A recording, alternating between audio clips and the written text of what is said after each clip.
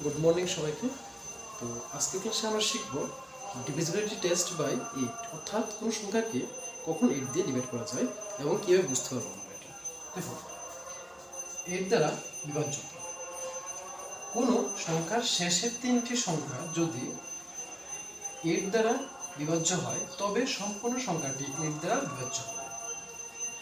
তো সাধারণত যদি 2 ডিজিটের বা 3 ডিজিটের কোনো নাম্বার থাকে তাহলে ওই নাম্বারটাকে তুমি আগে ডিভাইড করে দেখবে সে 8 দিয়ে ডিভাইড হয় কিনা। যদি হয় তো হয়ে গেল। আর যদি 3 ডিজিট থেকেও বেশি ডিজিট থাকে তখন, যেমন এখানে দেখো 3 ডিজিট থেকে বেশি ডিজিট আছে, তো এখানে কিন্তু সবটাই করা দরকার নেই, শুধু শেষের 3টে ডিজিট কি করলেই হবে। ফার্স্ট দেখো এখানে 3 ডিজিটের আছে, তো সম্পূর্ণটাই করতে হবে।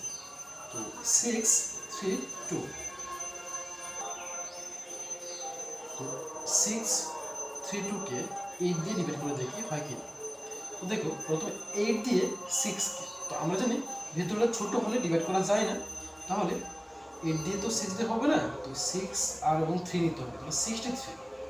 তো 8 টেবিল করো, 8 7 যা করতে হয় 56, আর 8 8 যা 64, বেশি হয়ে যায়, তো 8 7 যা 56।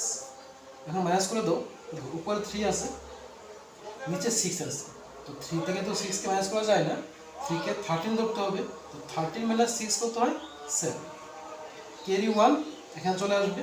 দেখো 5 প্লাস 1 6 হয়, তো 6 মাইনাস 6 0, লিখলে পারো না লেখা।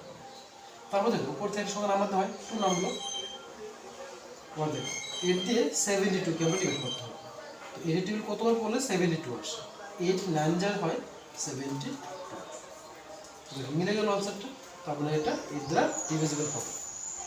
নেক্সট দেখো এখানে 17,120, তো এই ধরনের বড় সংখ্যা থাকলে তোমরা কি করবে, সবটাকে করা দরকার নেই, জাস্ট লাস্টের 3টা ডিজিট নেবে।